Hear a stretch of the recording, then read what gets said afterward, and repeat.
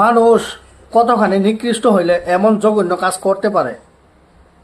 দুইটা মাছকে জোড়া লাগিয়ে তাবিজ বেঁধে ছেড়ে দিছে, এটা করা কি ঠিক হয়েছে? কালো জাদু দেখুন কতটা ভয়ঙ্কর।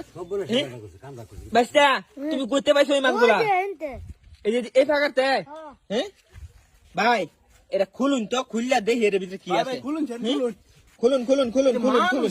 নিকৃষ্ট কে ভাই দেহ দুইটা মাছের মধ্যে দুইটা কাজ করতে পারে। কেঞ্চি লয় না কেঞ্চি কেঞ্চি ভাই ভাই ভাই দেখি এর ভিতরে ভাই মাছগুলো গাও হয়ে গেছে কিন্তু দেখছেন